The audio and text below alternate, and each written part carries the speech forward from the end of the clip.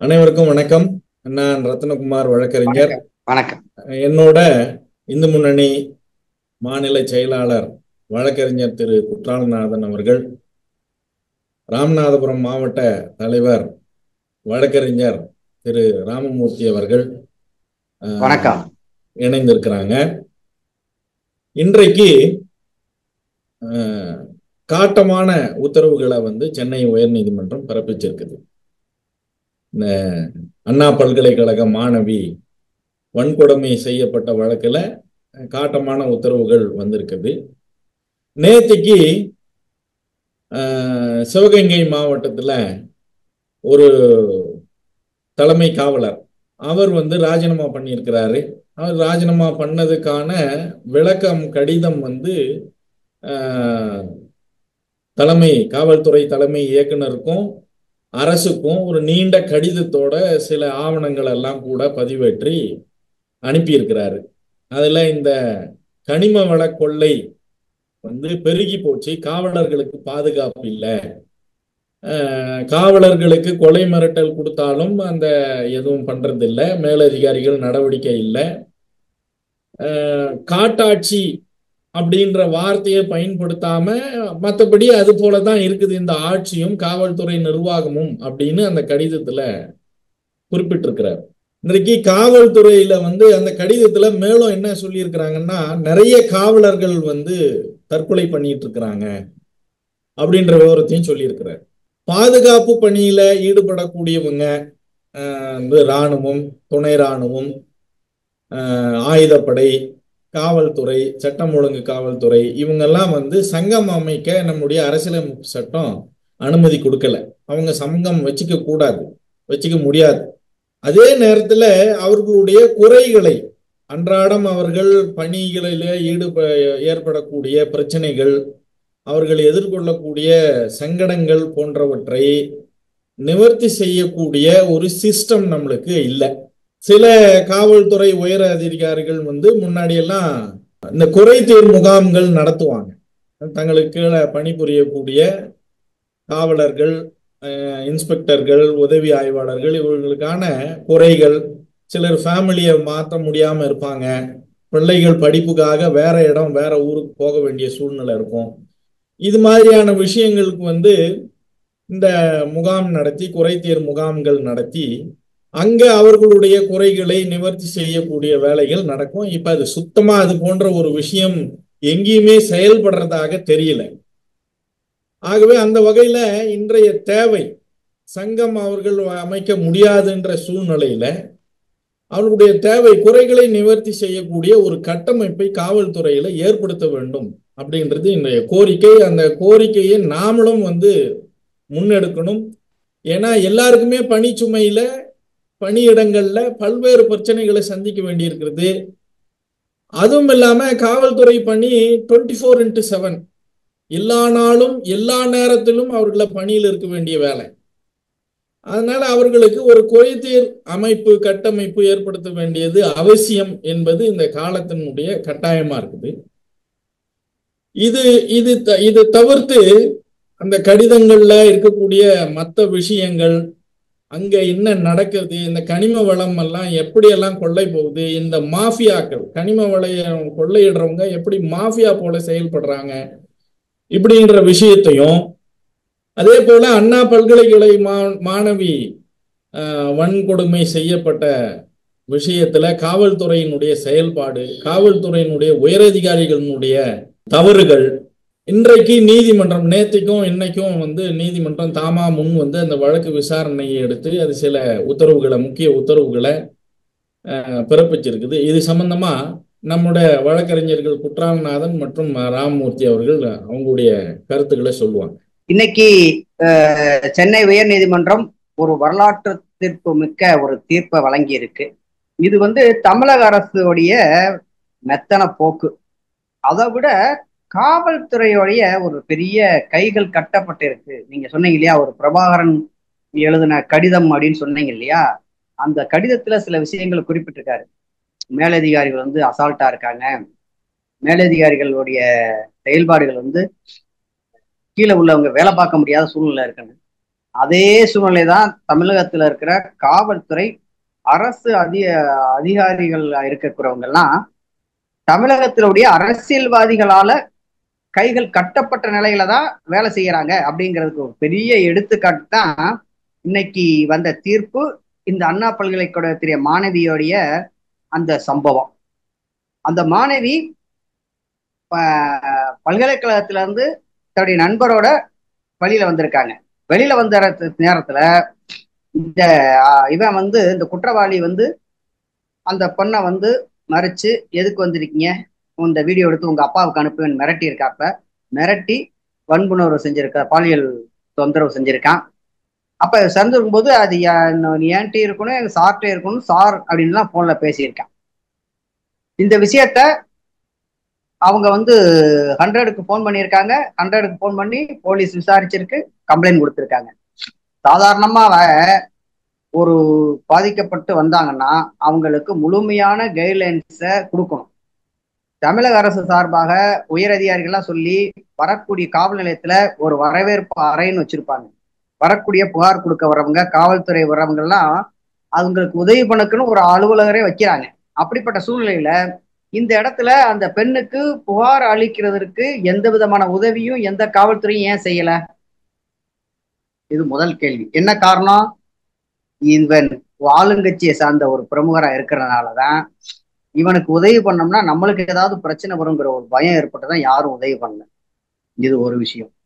உதவி பண்ணிட்டாங்கன்னா அந்த உதவி பண்ணி போடப்பட்ட அந்த எஃப்ஐஆர் பெண் வன்கொடுமை இந்த மாதிரி சம்பந்தப்பட்ட போஸ்கோ இந்த மாதிரி சம்பந்தப்பட்ட ஆவணங்கள் எஃப்ஐஆர் வெளியில போகக்கூடாது. அது பிரீஸ் பண்ண முதல்ல ஒரு எஃப்ஐஆர் தயார் பண்ணுவாங்க. எஃப்ஐஆர் தயார் பண்ண பிரிவியூ ஆகும், பிரீஸ் பண்ணுவாங்க. பிரீஸ் பண்ண உடனடியாக அதை லாக் ஆயிடும். இல்லைன்னா பிரீஸ் பண்ணும் போதே இதை லாக் பண்றத மாதிரி லாக்கிங் பண்ணி பிரீஸ் பண்ணலாம்.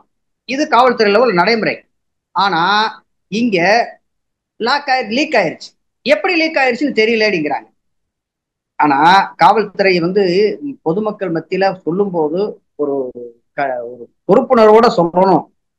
என்னமோ இங்க இருக்கிற ஆளுகள்ல யாருக்குமே எதுவுமே தெரியாத மாதிரி காவல்துறை சொல்லக்கூடாது. ஒரு எஃப்ஐஆரை டவுன்லோட் பண்ணோம்னா நம்பர் கொடுத்து அந்த நம்பருக்கு ஓடிபி அந்த ஓடிபிக்கு அடுத்து தான் டவுன்லோட் பண்ண முடியும். அப்ப டவுன்லோட் பண்ண யாருன்னு ஈஸியா கண்டுபிடிச்சிடலாம்.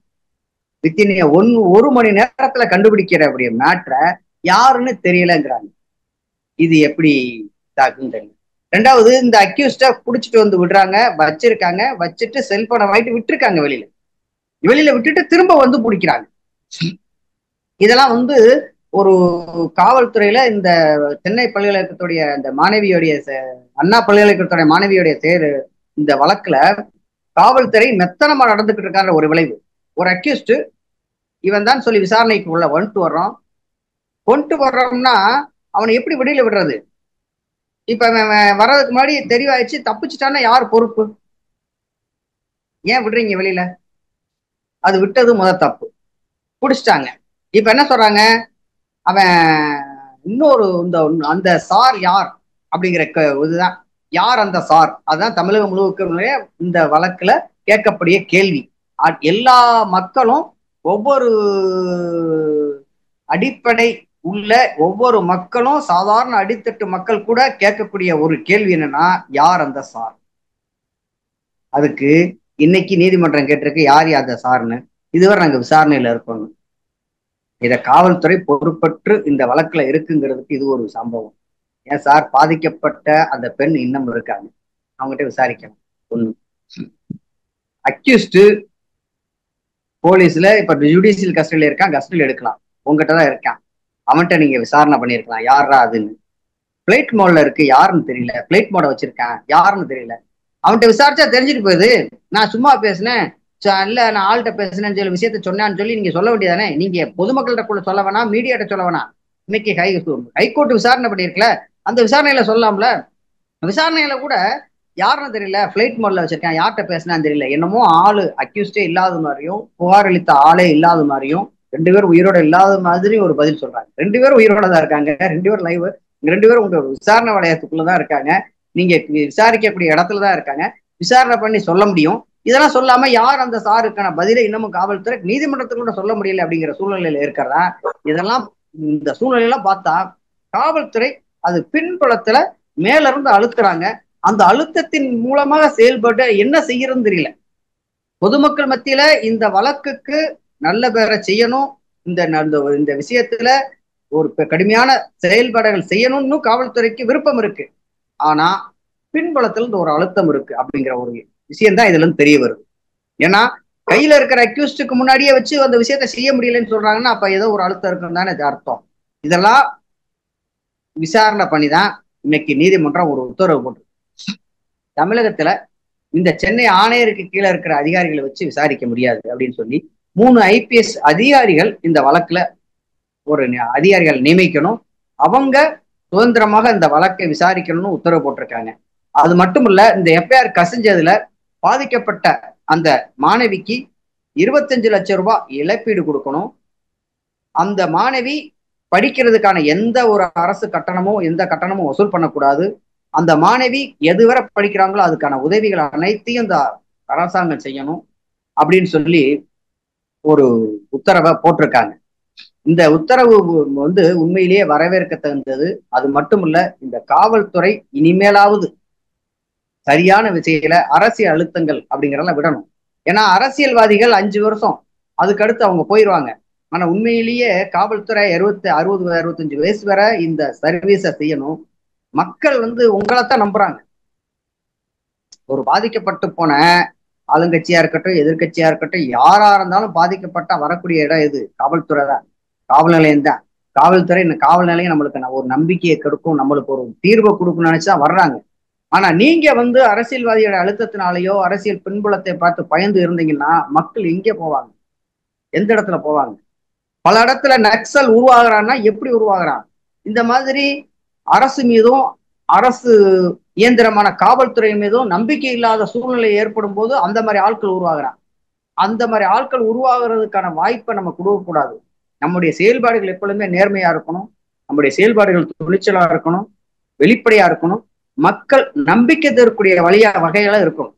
அப்பத்தான் காவல்துறைங்கிறது ஒரு கண்ணியமிக்கமா இருக்கும். இராணுவத்துக்கு அடுத்தபடியாக இராணுவம் எல்லையை பாதுகாக்கிறது, எல்லைக்குள்ள இருக்கக்கூடிய மக்களை பாதுகாக்கக்கூடிய ஒரு உண்மைதான பணி காவல்துறைக்கு இருக்கு. காவல்துறை அரசு அதிகாரி அரசியல்வாதிகளுக்கோ அரசு மேல இருக்கிற அதிகாரிகளுக்கோ திசை திருப்பணுங்கிற எந்த ஒரு மக்களுக்கு என்னவோ அதை மட்டும் செய்யணும் அப்படிங்கிற ஒரு விஷயத்தை தான் இந்த தீர்ப்பு, இன்னைக்குள்ள தீர்ப்பு செஞ்சிருக்கு. இந்த விஷயத்தை தான் செய்யணும். அந்த பிரபாகரன் அந்த வழக்குல கூட கடிதத்துல கூட அதான் சொல்றாரு. அப்ப என்ன, அவர் 3 விதத்தை சொல்றாரு. விஷயம் என்னன்னா, நாங்க ஒரு அச்சுறுத்தலோடைய வேலை பார்க்கிறோம். எங்களுக்கு மேலதிகாரிகள் ஒரு அந்த குற்றவாளியோட உடந்தையா இருக்காங்க.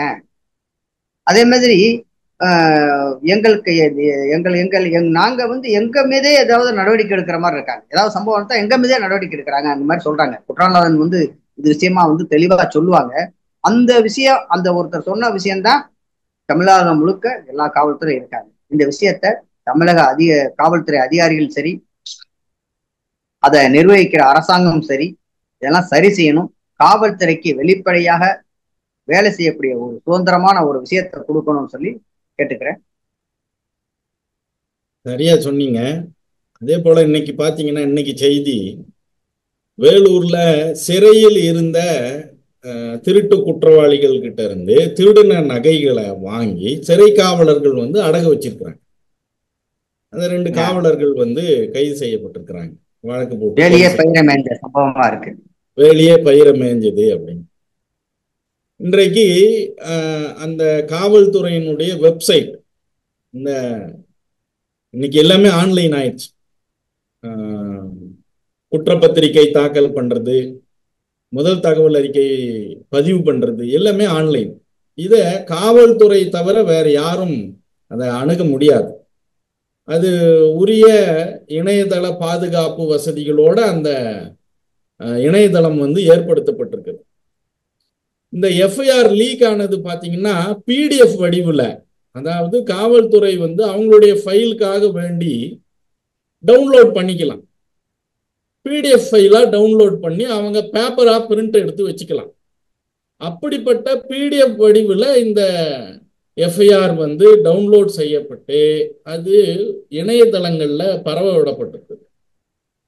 இதுல முக்கியமா நாம பார்க்க வேண்டிய விஷயம், இன்றைக்கு இணையதளத்துல சமூக வலைத்தளங்கள்ல அரசை விமர்சித்து எழுதக்கூடியவர்களை நள்ளிரவுல கதவை தட்டி இழுத்துட்டு போய் கொடுங்குற்றவாளியை போல கைது செய்து சிறையில் அடைக்கும் வேலைகள் நடந்துட்டு இருக்கு. நிறைய வழக்குகள், அதுக்கு நிறைய உதாரணங்கள் சொல்ல முடியும். தவறு செய்வர்களை கைது செய்வதை நாம தவறுன்னு சொல்லல, நாம அதுக்கு எதிர்ப்பு தெரிவிக்கல. ஆனா ஒரு சாமானிய மக்கள் வந்து ஒரு சிறு குற்றம் புரியும் போது அவர்களுக்கு மீது நடத்தப்படக்கூடிய இந்த காவல்துறையினுடைய அதிகாரம் எல்லையற்றதாக மனித உரிமையை மீறும் வகையில இருக்குது.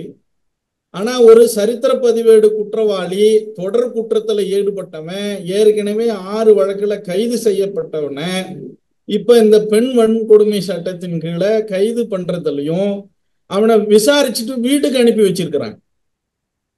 இந்த விஷயம் வெளியே வந்த பிறகுதான், இது வந்து இணையதளத்துல மீடியாக்கள்ல வந்த பிறகு அவசர அவசரமா அவனை போய் கொண்டு வந்திருக்கிறாங்க. அப்ப இந்த காவல்துறையில ஆளும் கட்சியினுடைய தலையீடு, ஆள்பவர்களுடைய தலையீடு, ஆளுங்கட்சி அரசியல்வாதிகளினுடைய தலையீடு எந்த அளவு இருக்கும் அப்படின்றத நாம இந்த சம்பவத்தின் மூலம் புரிஞ்சுக்கலாம். இன்னைக்கு ஆட்சியில் இருக்கக்கூடிய தலைவர், முன்னாள் முதல்வர் கருணாநிதி சொல்லுவார், காவல்துறையினுடைய ஈரல் கெட்டு போச்சான். இன்னைக்கு ஈரல் மட்டும் இல்ல, காவல்துறையினுடைய அத்தனை உறுப்புகளும் வந்து கெட்டு போச்சுன்ற நிலைமை தான் இன்னைக்கு காவல்துறை இருக்குது. அதுக்கு வந்து உதாரணம் ஒரு காவலர் எழுதின கடிதமும் இந்த சம்பவம். இந்த கடிதத்தை பத்தி திரு குற்றாலன் அவர்கள் அதில் உள்ள விஷயங்கள், இந்த கனிம வளங்கள் எப்படி எல்லாம் கொள்ளையிடப்படுகிறது, அவர்கள் எப்படி காவல்துறையை மிரட்டுறாங்க, பொதுமக்களை மிரட்டுறாங்க, என்ன மாதிரியான மாஃபியா வேலை நடக்குதுன்றத திரு குற்றாலன்ஜி அவர்கள் சொல்லுவாங்க. வணக்கம். நேற்றைக்கு தென்காசி மாவட்டம் சிவகிரி தாலுகா, அந்த சிவகிரி தாலுகாவினுடைய காவலர் பிரபாகரன்கிறவர் வந்து ஹெட் கான்ஸ்டபிள். அவர் ஹெட் கான்ஸ்டபிள் வந்து டிஜிபிக்கு ஒரு லெட்டர் எழுதுறாரு. என்ன அப்படின்னா, எனக்கு வந்து நான் சிவகிரி காவல் நிலையத்துல ஹெட் கான்ஸ்டபிளா பணி புரிஞ்சிட்டு இருக்கிறேன். இந்த காவல் பணியில எனக்கு பாதுகாப்பு இல்லை. என் கூட இருக்கக்கூடிய காவலர்கள், உயர் அதிகாரிகளே கூட குற்றவாளிகளுக்கு, கனிம வள கொள்ளையர்களுக்கு துணை போறாங்க. எனக்கு ஒரு பாதுகாப்பு இல்லாத நிலைமை இருக்குன்னு சொல்லி சில சம்பவங்களை எல்லாம் அவரு சும்மா போற போக்குல சொல்லிட்டு போல சம்பவங்களை எல்லாம் சொல்லிட்டு அந்த கடிதத்தை, ஒரு நீண்ட கடிதத்தை தமிழக காவல்துறையினுடைய தலைமை இயக்குனருக்கு அனுப்பியிருக்கிறார். அதுல என்ன சொல்றாருன்னா, இந்த டிசம்பர் 18, கடந்த 18ஆம் தேதி மதியம் ஒரு 2:15 மணிக்கு இவர் வந்து சிவகிரி செக் போஸ்ட்ல நிக்கிறாரு. அப்ப ஒரு டிராக்டர்ல வந்து ஜல்லி கற்கள், இந்த கனிம வள கற்கள்லாம் வந்து கடத்திட்டு வராங்க. அனுமதி இல்லாம கடத்திட்டு வராங்க. அப்ப அந்த வண்டியை மறிக்கிறாரு. வண்டியை மறிச்சு அந்த அனுமதி ரெசிப்ட் எல்லாம் இருக்குதா அப்படின்னு கேட்கறாங்க. அவர் ஒரு ரெசிப்ட் கொடுக்குறாங்க. அந்த ரெசிப்ட் வந்து பழசு, அது போலியானதுன்னு இவர் இந்த டிராக்டர் என்ன பண்றாரு, நேரா ஸ்டேஷன் கொண்டு வந்து சீஸ் பண்ணி ஸ்டேஷன்ல விட்டுறாரு. வண்டியை சீஸ் பண்ணி ஸ்டேஷன்ல விடுறாரு. விட்டுட்டு அடுத்து இன்னொரு இன்ஃபர்மேஷன் வருதுங்கிறதுக்காக 3:10 மணிக்கு வேற ஒரு இடத்துல போய் ஒரு இதே போல கனிம வள விஷயமா செக் பண்றதுக்காக போறார். அங்க பார்த்தா அங்க வேற ஒரு டிராக்டர் வருது.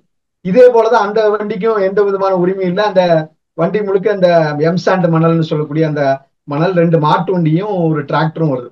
இந்த 3 வண்டியும் பிடிச்சு வைக்கிறார். இவர் ஒரு ஆள் தான் நிக்கிறார். அப்ப கூட எவ்வளவு பேர் பாருங்க, ஒரு இன்ஃபர்மேஷன் வருது, 3 வண்டியை பிடிக்க போறாங்க, ஒரு ஆள் தான் போறாங்க, வேற துணைக்கு கூட அவருக்கு ஆள் இல்லை. சரி, அது கூட பரவாயில்ல. அவரு அதுக்கப்புறம் ஸ்டேஷனுக்கு இன்ஃபார்ம் பண்றாரு. பல பேருக்கு தொடர்ந்து கிட்டத்தட்ட 3/4 மணி நேரமா 45 நிமிடங்களாக அவர் போராடுறார். ஒவ்வொருத்தருக்கா போன் அடிச்சு, வாங்க வாங்க 3 வண்டி இருக்கு. 3 வண்டி இவர் ஒரு ஆள் எப்படி கொண்டு போடுவீங்க? 3 பேர் அரெஸ்ட் பண்ணி வேற வச்சிருக்காரு. அப்ப கடைசியா ஒரு எஸ்ஐ கூட ஒரு ஹெட் கான்ஸ்டபிள் வராங்க. அந்த 3 பேரும் சேர்ந்து அந்த 3 வண்டியும், ஒரு டிராக்டர், 2 மணல் வண்டி, மாட்டு வண்டி, இந்த 3ஐயும் சீஸ் பண்ணி ஸ்டேஷனுக்கு கொண்டு வராங்க. கொண்டு வர வழியிலேயே வந்து அந்த மணல் மாபியா கும்பல், கனிம வள திருட்டு கும்பல் வந்து அவரை மறிக்கிறாங்க. அந்த எஸ்ஐ, 2 ஹெட் கான்ஸ்டபிள் 3 பேரையும் மறிக்கிறாங்க. மறிச்சு, நான் இப்பதான் கொஞ்ச நேரத்துக்கு முன்னாடி தான் ஸ்டேஷன்ல போய் ஒரு வண்டியை எடுத்துட்டு வந்திருக்கேன், நீ என்ன அடுத்து இன்னொரு வண்டியை பிடிக்கிற, நீ யார்கிட்ட மோதிர தெரியுமா வைக்குமான்னு கண்ணா பின்னா அசிங்கமாலாம் பேசி ஏசி ஒண்ணு கொண்டு விட மேல கொலை மிரட்டல் எல்லாம் கொடுத்துருக்காங்க. இதை நாம சொல்லல, அவர் எழுதியிருக்கக்கூடிய லெட்டர்ல அந்த ஹெட் கான்ஸ்டபிள் பிரபாகரன் சொல்றாரு, எங்களை கொன்னுருவேன்னு சொல்லி மிரட்டுறாரு, வண்டியை இது பண்றாரு, வண்டியை நீ விடலைன்னா இப்ப நான் உன்னைய தீர்த்து கட்டி விடனாரு, நாங்க பயந்து போய் இந்த 3 வண்டியை விட்டுட்டு வந்துட்டோம் அப்படின்ட்டு வராங்க. இவன் அவன்கிட்ட ஒப்படைச்சு வேற வழி இல்ல, 3 பேர் தானே இருக்கிறாங்க, 3 பேரும் மிரட்டுறான், போலீஸ வழிமறிச்சு மிரட்டுறாங்க. இந்த நாட்டுல வந்து எவ்வளவு காவல்துறைக்கு எவ்வளவு பெரிய அச்சுறுத்தல் இருக்கு பாருங்க தமிழ்நாட்டுல. அவங்க திரும்ப இந்த 3 வண்டியை வேற வழி இல்லாம ஒப்படைச்சிட்டு ஸ்டேஷனுக்கு போறாங்க. ஸ்டேஷன்ல போனா அதை விட பெரிய அதிர்ச்சி என்னன்னா, கொஞ்ச நேரத்துக்கு முன்னாடி அவர் சிவகிரி செக் போஸ்ட்ல பிடிச்ச அந்த டிராக்டர் வண்டியை காணும்.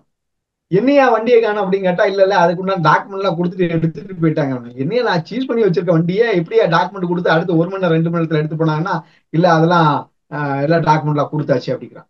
என்ன கூட இது சம்பந்தமா அவங்க காவல்துறையினுடைய உயர் அதிகாரிகளுக்கு அவர் தகவல் சொல்றார். இந்த இப்ப ராஜினாமா கடிதம் கொடுத்திருக்கக்கூடிய பிரபாகரன் வந்து புகார் எழுதுறாரு, இப்படி எங்களை நான் 3 வண்டியை பிடிச்சிட்டு வரேன், என்னை வழிமறிச்சு உன்னை கொண்டு விடுன்னு மிரட்டுறான், அவன் மேல நடவடிக்கை எடுங்கன்னு சொல்லி உயர் அதிகாரிகளுக்கு டிஎஸ்பிக்கு எஸ்பிக்கு எல்லாம் அனுப்புறாங்க. எந்த நடவடிக்கையும் இல்லை. இதோட பெரிய குடும்பம் என்னன்னா, இந்த சம்பவம் நடந்தது 18ஆம் தேதி. இதுக்கு ஒரு 8 நாளைக்கு முன்னாடி இதே சிவகிரி காவல் நிலையங்களுக்கு உட்பட்ட பகுதியில கடந்த 10ஆம் தேதி டிசம்பர் 10ஆம் தேதி ஒரு டிராக்டர்ல இதே மாதிரி ஜல்லிக்கல் இதெல்லாம் கொண்டு வர வாகனத்தை இவர் பிடிக்கிறார். பிடிச்சோன்னே இவருக்கு ஒரு போன் வருது, அது வந்து டிஎஸ்பி கண்ட்ரோல்ல இருக்கக்கூடிய வண்டி, ஆனால் நீங்க அந்த வண்டியை விட்டுருங்க. என்ன நடக்குது தமிழ்நாட்டுல? சட்டம் ஒழுங்கினுடைய மந்திரி வந்து மு.க. ஸ்டாலின், முத்துவேலர் கருணாநிதி ஸ்டாலின் தான் இப்ப சட்டம் ஒழுங்கு காவல்துறையினுடைய மந்திரியா இருக்காரு. காவல்துறையை கூட இவரால் ஒழுங்கா சரிவர நிர்வகிக்க முடியலையே. இவர் தமிழ்நாட்டை என்ன லட்சணத்துல நிர்வகிப்பாருங்கிறது இதோட வேற என்ன உதாரணம் இருக்க முடியும்? ஒரு ஹெட் கான்ஸ்டபிள் எழுதுறாருங்க, காவல் நிலையத்துல பணிபுரிந்து இருக்கக்கூடிய தமிழகத்துல காவல்துறையில் பணியக்கூடிய ஒரு ஹெட் கான்ஸ்டபிள், எனக்கு வந்து வேலை பார்க்கறதுல எனக்கு பாதுகாப்பு இல்லையா? கூட இருக்கிற அதிகாரிகள் அவ்வளவு பேரும் வந்து நான் பிடிச்சு கொடுக்குற வாகனத்தெல்லாம் விடுறாங்க, கனிம வள கொள்ளையர்களுக்கு ஆதரவா இருக்கிறாங்க. டிஎஸ்பி கிட்ட போனா டிஎஸ்பி வண்டி தான் அவர் கண்ட்ரோல்ல இருக்கிற வண்டிங்காங்க, எஸ்பி கிட்ட போனா எஸ்பி அதுக்கு மேல அவருடைய தனி உதவியாளர், அவருடைய எஸ்ஐ இன்ஸ்பெக்டர், தனி இன்ஸ்பெக்டர், ஸ்பெஷல் இன்ஸ்பெக்டர், அவரை வச்சு வண்டியை வந்து ரிலீஸ் பண்ணி விடுதாங்க. எஸ்பி மேல குற்றச்சாட்டு, டிஎஸ்பி மேல குற்றச்சாட்டு, எஸ்பியினுடைய அந்த தனி காவலர் அவர் மேல குற்றச்சாட்டு, சிவகிரியினுடைய காவல் ஆய்வாளர் மேல குற்றச்சாட்டு, அத்தனை பேர் மேலையும் சும்மா போற போக்குல எல்லாம் சொல்லல, ஆதாரத்தோட ஆடியோ ஆதாரம், வீடியோ ஆதாரம், போட்டோவோட ஒரு காவலர் வந்து புகார் கொடுத்தாருன்னா என்ன கேவலம்! தமிழ்நாட்டுல சட்டம் ஒழுங்கு என்ன லட்சணத்துல இருக்குன்னு பாக்குறது. இதை விட வேற என்ன உதாரணம்? கனிம வளம் நீங்க இப்ப பாத்தீங்கன்னா சமீப காலமாக, அதுவும் குறிப்பாக இந்த திமுக ஆட்சிக்கு வந்ததுக்கு பின்னாடி திருநெல்வேலி, தென்காசி இந்த 2 மாவட்டங்கள்ல இருக்கக்கூடிய கனிம வளங்கள், அது கல்குவாரியில இருக்கக்கூடிய கற்களாக இருக்கலாம், மணல் எம்சாண்ட் மண்ணு, அத்தனை கனிம வளங்களும் கேரளாவுக்கு கடத்தப்படுகிறது. ஏன்னா இந்த திருநெல்வேலியும் தென்காசியும் கேரளாவினுடைய எல்லையில இருக்கக்கூடிய 2 மாவட்டங்கள், தமிழக மாவட்டங்கள். இங்க இருக்கக்கூடிய கனிம வளங்கள் எல்லாமே கடத்தப்படுகிறது. தொடர்ந்து தென்காசி மாவட்டத்துல பல்வேறு சமூக நல அமைப்புகள், பல்வேறு அரசியல் கட்சிகள் இந்த கனிம வள கொள்கையை வந்து தடுத்து நிறுத்தணும் தொடர்ந்து போராடிட்டு வராங்க. காவல்துறை எந்த நடவடிக்கையும் எடுத்ததா தெரியல. பிடிச்சு கொடுத்த ஒரு போலீஸ்காரரே வந்து இவங்க இந்த பாடுபடுத்துறாங்கன்னா பொதுமக்கள் என்னத்துக்கு ஆவாங்க? யோசிச்சு பாருங்க. அப்ப இவ்வளவு பெரிய கனிம வள கொள்ளைக்கு காவல்துறை துணை போகிறது. இவங்க வந்து பணத்தை வாங்கிட்டு துணை போனாங்களா அல்லது வந்து இது பண்ணாங்களா அப்படிங்கிற கேள்வி எல்லாம் வந்து அவங்க விசாரணையில தான் தெரிய வரும். நான் என்ன நினைக்கிறேன், ஒருவேளை காவல்துறைக்கு அழுத்தமாக கூட இருக்கலாம். ஏன்னா இந்த கனிம வள கொள்கையில ஈடுபடக்கூடியதெல்லாம் ஆளுங்கட்சி சார்ந்தவர்களாக ஒருவேளை இருக்கலாம். அவர்களுடைய அழுத்தத்தின் காரணமாக பிடிக்கப்படக்கூடிய வண்டிகள்லாம் இந்த அவர் சொல்றாரு இல்லையா, பிரபாகரன் அவர்கள் சொல்றாரு, நான் பிடிச்சிட்டு வந்த வண்டியை 2 மணி நேரத்திலே காவல் நிலையத்துல இருந்து விடுறாங்க, 3 பேரை வந்து வழிமறிச்சு விடுறான், அவன் மேல இன்னைக்கு வரைக்கும் எந்த எஃப்ஐஆரும் கிடையாது. ஏன் போலீஸ் ஒரு வண்டியை சீஸ் பண்ணிட்டு வராங்க, அவங்க வழிமறிச்சு கொலை மிரட்டல் விடுதான், அவங்களெல்லாம் அரெஸ்ட் பண்ணல, யாரையும் சீஸ் பண்ணல, யார் மேலேயும் எந்த நடவடிக்கை எடுக்கல. அப்ப காவல்துறை என்னதான் பண்ணிட்டு இருக்குது? காவலருக்கே பாதுகாப்பு இல்லாத நிலைமையில அவர் டியூட்டியில இருக்கக்கூடிய ஹெட் கான்ஸ்டபிள், அவருக்கு பாதுகாப்பு இல்லாத நிலைமையில எப்படி இவங்க என்ன வேலை பார்க்காங்க? இவங்க என்ன வேலை பார்க்காங்கன்னா, இந்த அரசாங்கத்துக்கு எதிராக யாரெல்லாம் நியாயம் கேட்காங்களோ, இந்த அரசாங்கம் செய்யக்கூடிய தவறை யாரெல்லாம் சுட்டி காட்டுறாங்களோ அவங்களெல்லாம் பிடிச்சு உள்ள போட வேண்டியது. யாரெல்லாம் ஆர்ப்பாட்டம் பண்றாங்க, போராட்டம் பண்றாங்க, நீதி கேட்காங்களோ அவங்களெல்லாம் அனுமதி கொடுக்காம அடுத்த 5 நிமிஷத்துல அரெஸ்ட் பண்ணி ஏதாவது மண்டபத்துல அடைச்சி வச்சு அன்னைக்கு நாள் முழுக்க 50 போலீஸ் 100 போலீஸ் உட்கார்ந்து அந்த மண்டபத்து வாசல்லே உட்காந்து டீ காபி சாப்பிடுறோம். இந்த வேலையை தான் காவல்துறை பாக்குதா? இதுதான் காவல்துறையினுடைய வேலை. என்ன கொடுமை! கனிம வள கொள்கை அவ்வளவு இந்த தென் மாவட்டங்களில் இருக்கக்கூடிய வளங்கள் அத்தனையும் கேரளாவுக்கு கடத்தப்படுகிறது. ஆனா கேரளாவுல உள்ள குப்பைகளும் மருத்துவ கழிவுகளும் நச்சு கழிவுகளும் தமிழ்நாட்டுல திருநெல்வேலி, தென்காசி, கன்னியாகுமரி இந்த 3 மாவட்டங்கள்ல வந்து கொட்டுறாங்க. எவ்வளவு கொடுமை! இதை காவல்துறை வேடிக்கை பார்த்துட்டு இருக்குது. காவல்துறைக்கு பாதுகாப்பு. நீங்க ஒரு சில சம்பவங்களை மாத்திரம் காலத்தின் அருமை கருதி சொல்ற. கடந்த டிசம்பர் 27 அம்பத்தூர்ல ரோந்து பணியில இருந்த 8 மேல தாக்குதல். நவம்பர் 12 மதுரையில காவலர் ராஜ்குமாருக்கு கத்தி குத்து. நவம்பர் 16 ராஜபாளையத்துல காவல் நிலையத்துல காவலருடைய லத்தியை பிடிங்கி அவர் வச்சிருந்த லத்தியை பிடிங்கி அவரையே அடிக்கிறாங்க. அதே நவம்பர் 15 சென்னையில வடபழனியில பெண் போக்குவரத்து காவலர் மேல தாக்குதல்.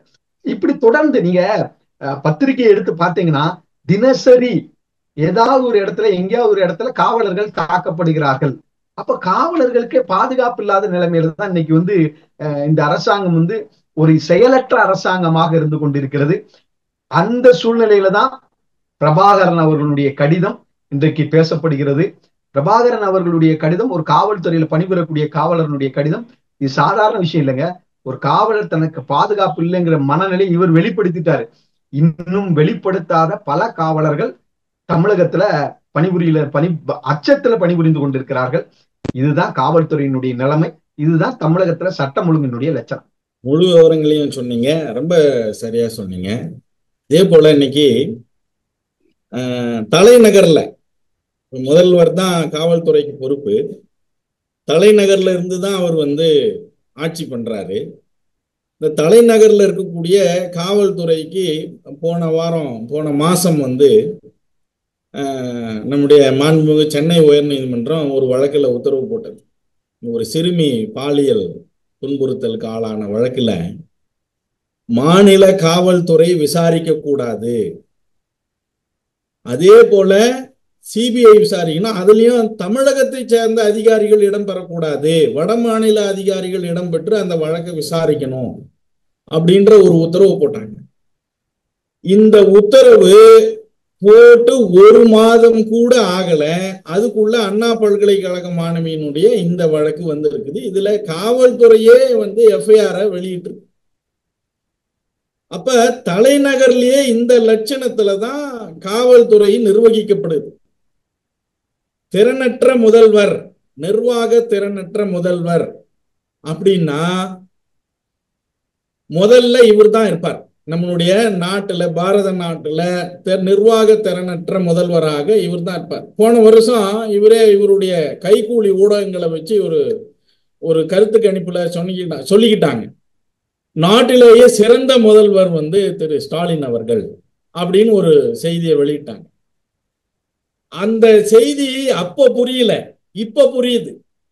நாட்டிலேயே நிர்வாக திறனற்ற சிறந்த முதல்வராக இந்த தமிழக முதல்வர் இருக்கிறார் அப்படின்ற செய்தியை நாம இப்ப புரிஞ்சுக்கிறோம். அப்ப புரியல நம்மளுக்கு. எதுல சிறந்தவர்னா நிர்வாக திறமின்மையில சிறந்தவர் அப்படின்றதுக்கு இந்த காவல்துறையில பணிபுரிந்தவர் ராஜினாமா செய்து எழுதின கடிதமும், போன மாசம் உயர்நீதிமன்றம் பிறப்பித்த உத்தரவும், இன்னைக்கு அண்ணா பல்கலைக்கழக மாணவி பாதிக்கப்பட்ட விஷயத்துல உயர்நீதிமன்றம் தாமா முன் வந்து விசாரிச்சு போட்டிருக்கிற உத்தரவும் சிறந்த எடுத்துக்காட்டு. அந்த வகையில காவல்துறையினுடைய ஈரல் கெட்டு போச்சின்னு முன்னாள் முதல்வர் அடிக்கடி விமர்சனம் பண்ணுவார். எதிர்கட்சியா இருக்கும் போது மட்டும் திமுக காரங்க காவல்துறைக்கு ஈரல் கெட்டு போச்சுன்னு வாங்க.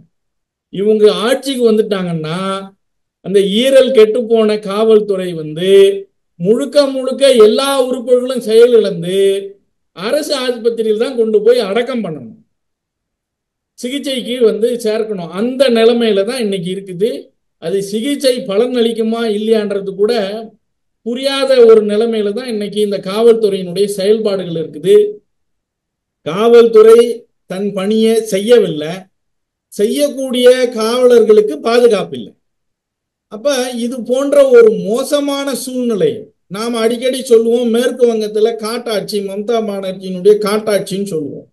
அதையும் மிஞ்சிய நிலைமையில தான் இன்னைக்கு தமிழக காவல்துறையினுடைய செயல்பாடுகள் இருக்குது. அதை நிர்வகிக்கக்கூடிய முதல்வரினுடைய திறமையின்மை வட்ட வெளிச்சமா வெளிப்பட்டு இருக்கு. இந்த விவாதத்துல கலந்து கொண்ட நம்முடைய சகோதர வழக்கறிஞர்களுக்கு நன்றி, வணக்கம்.